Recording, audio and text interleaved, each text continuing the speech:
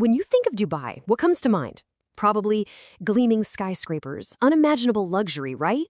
A city where literally every square foot of land is a prize. But what if I told you that hidden inside this modern paradise is a story that it defies all logic? A story about a place so terrifying, it was simply abandoned. Let's dig in. So yeah, that's the big question here. In a city where property is king, how does a beautiful luxury villa become so feared that nobody, and I mean nobody, will touch it? The answer has nothing to do with money or legal problems. It's about something much older and much, much darker. I mean, think about it. On one hand, you have Jumeirah, one of the most elite, sought-after neighborhoods on the planet. Owning a home there is the ultimate status symbol. And then there's this one villa, a dark spot in a sea of gold just left to rot. That chilling difference is what makes the story so incredibly creepy. All right, let's officially open the case file on what went down inside that villa.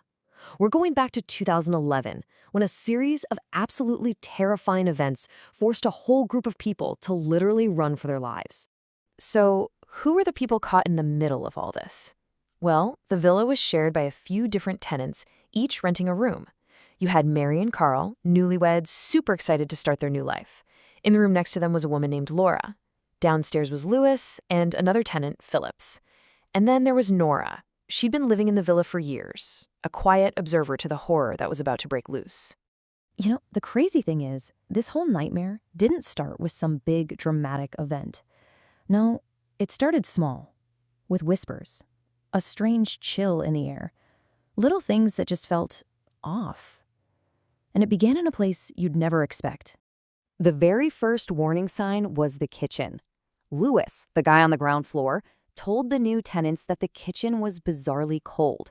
And not like, oh, the AC is on too high cold. No, this was an unnatural, bone-deep chill, the kind that made you need a sweater just to walk in, even on a scorching hot Dubai day. It was the first clue that the normal rules of physics didn't really apply in there. And then it happened, the first direct encounter. One night, Laura woke up completely paralyzed. She felt this crushing weight on her chest, like someone was physically sitting on her, holding her down. When she finally managed to force her eyes open, she saw a dark figure with long hair looming right over her. She tried to scream, but nothing came out. And then, just like that, it vanished. Laura tried to explain it away. It was just sleep paralysis. But the very next morning, she found out she wasn't alone. Mary told her that she'd also woken up around 3 a.m. with that horrible feeling that someone was in her locked room. She looked over and saw a dark shape standing by the door. She blinked, and poof, it was gone. 2 different people, 2 separate rooms, one terrifying presence. For Mary, it didn't stay as just spooky shadows. Oh no. A little while later, she woke up again, but this time she felt something. The sensation of someone pulling the socks right off her feet. She looked down and saw a tall, faceless figure with what she could only describe as monstrous hands. The second she opened her mouth to scream, it just dissolved into thin air. You can only take so much, right? For Laura, the nightly terror was just too much to handle. The experiences kept happening. One morning, Mary went to check on her, and the room was empty. All that was left was a scribbled note that said, "I can't survive here anymore. I'm sorry." Laura was the first one to break. She was just gone. Laura leaving, that was a major turning point. It's like the presence in the house knew it had won a victory, and it decided to up the stakes. It wasn't just going to watch anymore. It was about to get violent. Okay, get ready, because this next part is just intense. It's the middle of the afternoon, and Carl is resting in his room when his bed starts shaking violently. He thinks it's an earthquake and just bolts. But as he's running out, he looks back and sees it, a dark, human-shaped figure peeking at him from behind the shaking bed. Before he can even process that, he hears a noise from another room. He runs over and finds Phillips, another tenant, crying in the bathroom, his body covered in fresh, raw scratches. And this is the moment the whole mystery cracks wide open. Phillips, terrified, confesses everything to Carl. He tells him this isn't just some ghost. He says, there is a devil here. He called it a jinn, a powerful and often evil spirit from folklore that comes every single week to torment whoever dares to live in that villa. The secret was out. and it was so much worse than they could have possibly imagined. And Phillips explained that this thing wasn't just random. It had a playbook, a terrifying, consistent MO. It would dance behind curtains, it would peek from behind walls, just like Carl saw. And worst of all, it would physically attack them, sitting on their chests while they slept or dragging them by their feet. So in a final, last-ditch act of desperation, the few remaining tenants went to Nora, the one person who had been there the longest. They'd begged her to help. Nora, who knew all about this entity, actually tried to make contact, maybe to reason with it or ask it to leave.